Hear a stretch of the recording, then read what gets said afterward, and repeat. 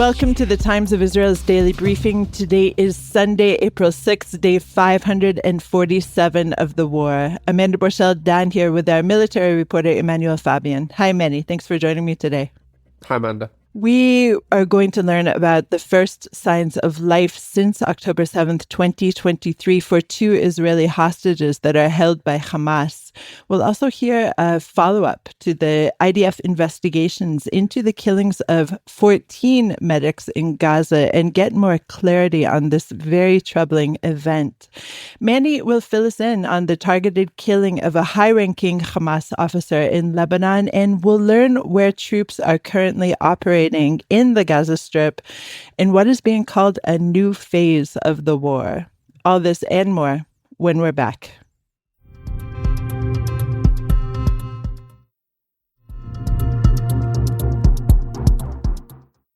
The Saudi Al-Hadath channel reported this morning that the U.S. has transferred a second THAAD battery to Israel amid rising tensions over Iran's nuclear program. The battery was apparently delivered yesterday. So the THAAD stands for Terminal High Altitude Area Defense System, and it's an advanced anti-missile system that has been used quite a bit, even recently. So, Manny, tell us about when and where it's being used. So the THAAD battery has been used several times, including recently against Houthi missiles fired at Israel. So this system is what you would call integrated with the Israeli air defense systems. So in previous years, Israel and the US carried out joint drills. The Americans brought the THAAD battery here, and they basically practiced and simulated attacks on Israel and the deployment and the use of the system to basically counter such threats. And then the first battery was brought here around last year when there was escalations with Iran. It's comparable to the Arrow system or the Patriot system that Israel used to have and no longer uses, essentially being able to hit targets ranges of up to around 200 kilometers. So it's another medium to long range interceptor. It's not like the Arrow, which is sometimes even the Arrow 3 is much more long range, but it is basically a complementary system that Israel has now, basically. So American soldiers are on the ground, they operate it. There's one of these batteries is in southern Israel in the desert, and it has been used, there's been at least 3 or 4 times in recent weeks with these Houthi missiles. The Houthis have fired more than 10 missiles at Israel, and several of them have indeed been knocked down by the THAAD or by the THAAD and Israeli air defense systems at the same time.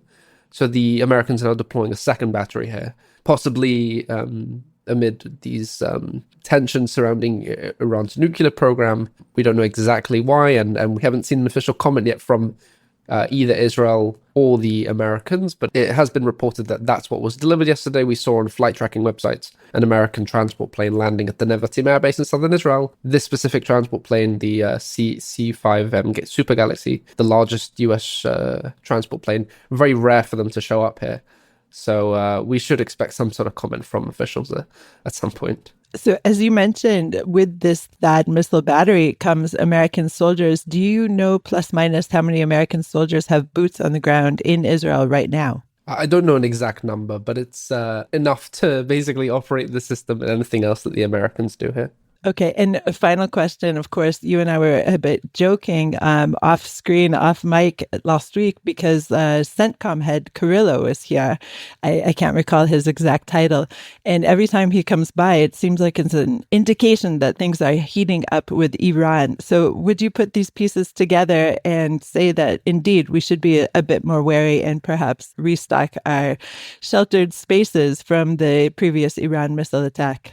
I wouldn't be too worried unless some specific instructions are given to Israelis. But generally, it's a little spooky when Carrillo shows up. It's always been when he shows up, there's something happening. But he has shown up a few times where nothing major has happened. So I wouldn't be worried too much. Okay, great. So let's turn to yesterday when Hamas released yet another propaganda video, this time showing hostages by Kupershtein and Maxim Herkin. And this is the first sign of life that anyone has gotten since October 7th, 2023 from the pair. Manny, are you able to tell us a little bit about what was on the video? The family asked for it not to be screened, as far as I'm aware. Yeah, the family has asked not to publish the video, but it is very similar to the other videos that we've seen already so far, released by Hamas, generally released on Saturdays. Hamas knows that releasing it on a Saturday evening right before the protests are set to take place, the protests in support of a hostage deal, releasing the hostages, is aimed to create pressure among the Israeli public and try to pressure the Israeli government on releasing the hostages. So what we saw in the video is again very similar to previous ones. The hostages are basically asking Israel to help secure their release and demanding that protests continue in order to pressure the government, to pressure the prime minister to release the hostages and reach a deal.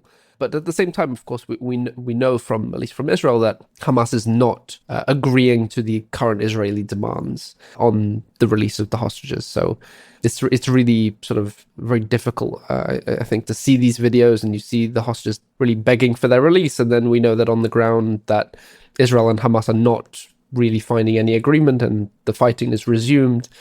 It's really, really difficult. And of course, Prime Minister Benjamin Netanyahu was updated with the video. He's currently in Budapest and flying to the U.S. to Washington, D.C. today. Now, Manny, let's turn to a saga that you and I discussed on Thursday, and we found it disturbing then. I have to say that after a bit of an IDF investigation, I find it no less disturbing. And the IDF has detailed the initial findings from its investigation into the killing of 14 rescue workers in southern Gaza's Rafah on March 23rd, when soldiers opened fire on a convoy of ambulances after mistakenly identifying it as a threat, and then buried their bodies. So the incident is being investigated by the highest level of investigation that we have at this point, isn't it, Manny? And tell us a little bit about the initial findings of this higher level probe into this completely disturbing situation. Yeah, so the army last night detailed its initial findings, although they're not completed yet. Today, this investigation is going to be concluded. In addition to this investigation carried out by the Southern Command, there's also a higher level investigation by an independent military body called the General Staff Fact-Finding Assessment Mechanism or something like that. That's sort of a somewhat external investigation and not related to the details that I'll give you now. But from the Southern Command investigation, the Golani soldiers on March 23 were deployed in an ambush in Rafah. They deployed themselves on a road, and for a short while, several ambulances and civilians passed through this road without any incident. But then around half an hour into this, while they were waiting in this ambush, a Hamas police vehicle drove by, and the army says that the troops exchanged fire with those Hamas members, killing one and taking two others, basically detaining them. And from that point, this Hamas vehicle remained on the side of the road. And around an hour and a half later, or an hour later, this convoy of ambulances arrived. And a drone that was flying overhead, the operators notified the Golani soldiers that several vehicles were moving toward them in a suspicious manner. These ambulances then stopped on the road in front of the soldiers and next to this Hamas vehicle that had been abandoned.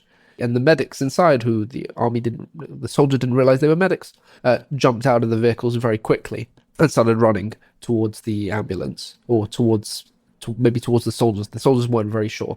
At that point, the soldiers opened fire at the medics, sort of thinking that they were some sort of threat because of the way that they stopped, because of the information they got from the drone. The major discrepancy that's now been revealed is that in the army's initial response to the incident, they said that these vehicles had their lights off, didn't have their headlights on, didn't have their, the ambulance sort of lights on. And a video published over the weekend by the New York Times clearly reveals that the lights were actually on the vehicles. So the army is now investigating this discrepancy as to what happened there. Maybe the first vehicle in the convoy didn't have its lights on, and that's why they reported it as such. But it's basically the testimony of the soldiers was wrong, and that's why the army's response was actually incorrect. I just want to stop you here. The lights being on or off is a factor, of course, because of the hour in which this took place, all of these incidents. So nail that down for us. Yeah, this happened overnight. The shooting of the convoy was around 6 a.m.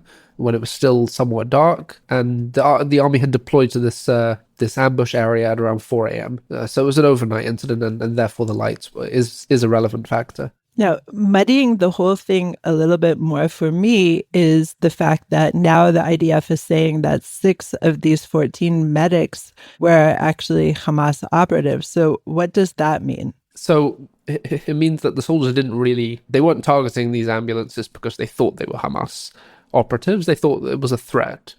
But after they were killed, the army did an initial check of their identities. And it was revealed by intelligence officials that at least 6 were identified positively as Hamas operatives. Were they active at the time, or were they Hamas operatives who are now working as medics? It's not completely clear, and the army says it will detail their identities later once the investigation is completed. But regarding the burying of the bodies... Exactly. The burial is so disturbing, but what I'm reading is that this is actually somewhat according to protocol. Yeah, so the army is saying that this is according to protocol and not an attempt by the soldiers to sort of cover up the killing of these medics. In fact, according to the army's probe, they say that immediately after the killing of these medics, they covered the bodies in sand in order to prevent wild animals, especially wild dogs, from eating the corpses. Is something that's fortunately very common in Gaza, and there's lots and lots of wild dogs in Gaza right now. And the army says that it marked the burial spot and then immediately notified the UN to come collect the bodies. And the army says that this is protocol in Gaza. Whenever such an incident occurs, they usually bury the bodies to prevent animals from basically trying to reach the corpses. The UN was unable to find the bodies when it arrived there the next day, and the soldiers weren't around either because they were busy with another task. So they re-coordinated with the UN to show up a few days later, and they eventually did, and then the bodies were removed. I'll add one more thing, is that next to the bodies, they also found the mangled remains of the ambulances and one fire truck. And the armies explained that what happened is after they put the bodies all in one spot and buried them, they wanted to open up the road from all these ambulances that were abandoned there. So an army bulldozer pushed the ambulances off the road to basically reopen it, and in the process crushed them and destroyed them. So that's the army's explanation to the mangled ambulances. But it is, of course, still under investigation right now. So, Manny, do you have any sense of the timeline for when we'll actually hear the final investigation from the higher level investigation, not this one that you're talking about here, the one that actually really scrutinizes each one of these claims and tries to connect the dots? I'm not sure how long. I remember with the incident when Israel bombed the World Central Kitchen vehicles in Gaza around a year ago. And in that case, it was investigated by the same mechanism, and it took about, I think, a week, maybe 4 or 5 days, I think, even to get an answer from them. Generally, this mechanism doesn't publish statements or anything. It's usually internal investigations that could result in indictment or punishments of soldiers, but none of that has happened so far. But I remember it taking a few days, maybe like 4 or 5 days for an answer. So that could be the case again here, although it already began investigating. Remember, this incident is from 2 weeks ago now. So it could be sooner than we think. Okay, Manny, let's go to a short break.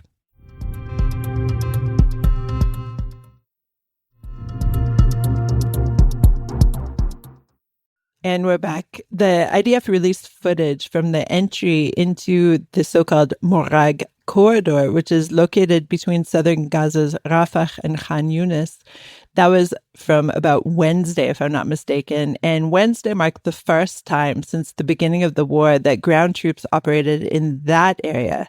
Now, on Thursday, the new spokesperson, Israel Defense spokesman Brigadier General Efi Defrin, told reporters that the IDF has entered a, quote, new phase in the fighting. Let's add to this one more layer. And on Friday, the Hamas terror group said in a statement that it will not move any living Israeli hostages out of areas in the Gaza Strip that the IDF has ordered to evacuate from.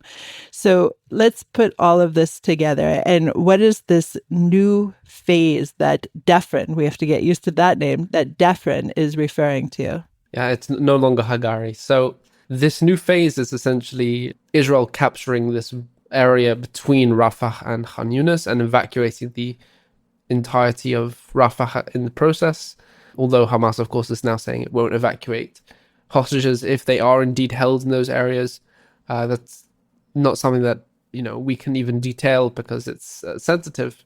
But regardless, Israel is capturing this new corridor. It basically means that instead of Israel holding a sort of a 1 kilometer strip of land on the Egypt-Gaza border area, it will now be holding up to 5-6 kilometers in southern Gaza. So it basically is, I wouldn't really call it a second corridor, but it's more like one very, very large corridor now that is basically expanding all the way up to the edge of Khan Yunis. That's the current operation right now, carried out by the 36th Division.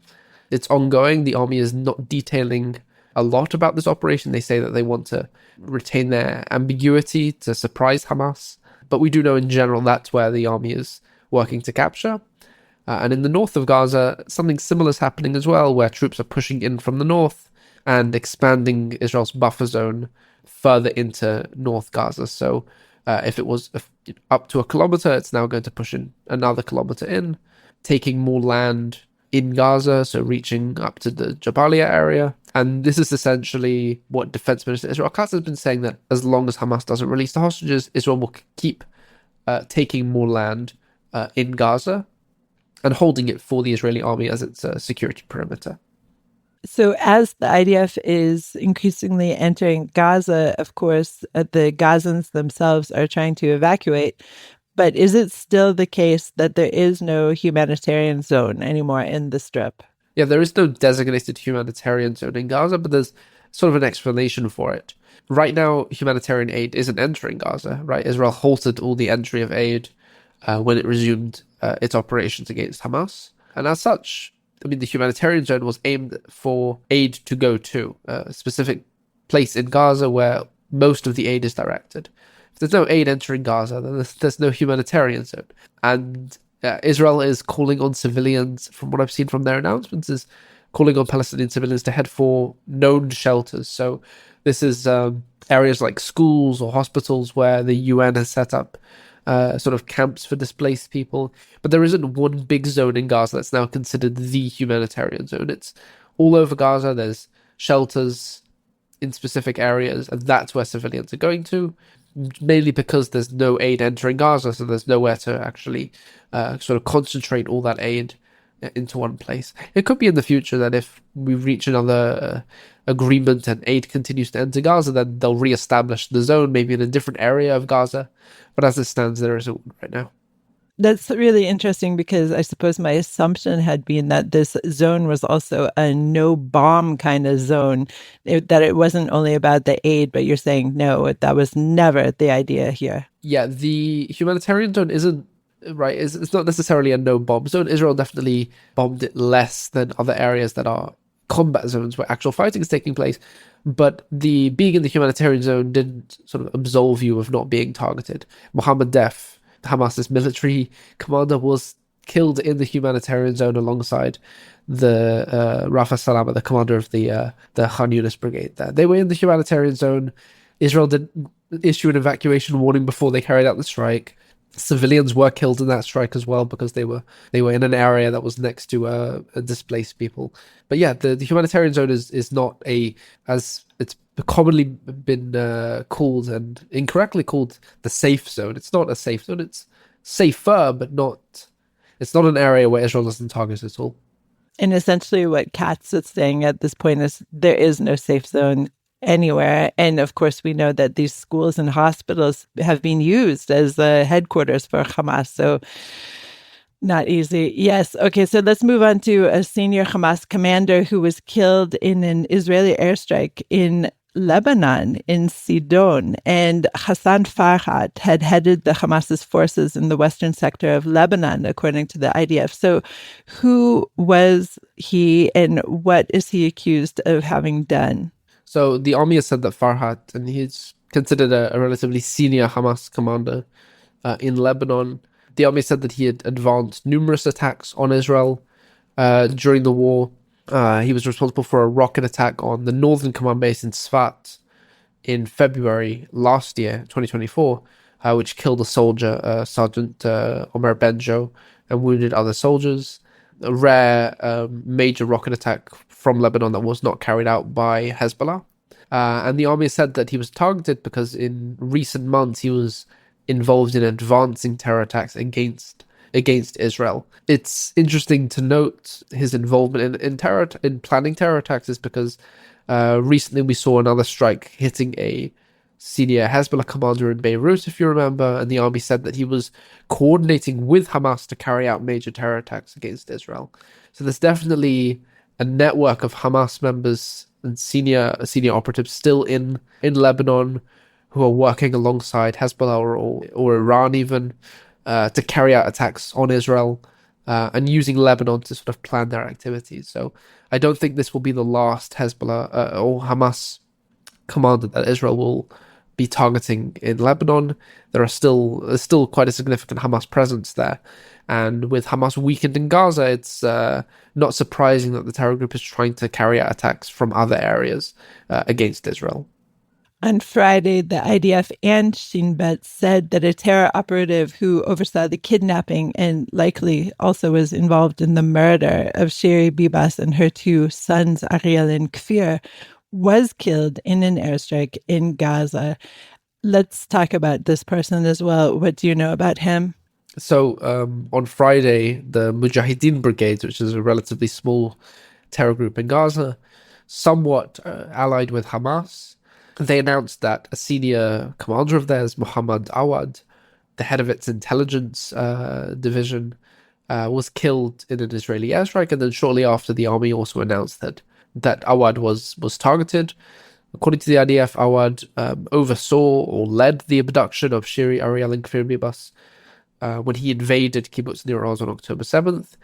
The army says he was also likely involved in their murder during the early weeks of the war, though that's not sort of confirmed finally yet. He was also involved or responsible for the abductions of Gadi Hagai and Judith Weinstein, US-Israeli nationals, also abducted from Nir Oz. They were killed during the onslaught. Their bodies were abducted to Gaza. And the army says that also several Thai nationals who were abducted as well that day, sort of also under his responsibility. When the terror group was involved in the invasion, right? It wasn't just Hamas that invaded Israel. It was other terror groups, Islamic Jihad and Mujahideen brigades, which are, of course, relatively small, but he was, according to Israel, involved in these abductions and murders. Manny, thank you so much for joining me today. Thank you. Thanks for listening to the Times of Israel's Daily Briefing. Please check out another installment tomorrow. This episode was produced by the Podwaves and video edited by Thomas Gersh. If you have any questions or comments about this or any other episode, please drop us an email to podcast@timesofisrael.com. Until tomorrow, shalom.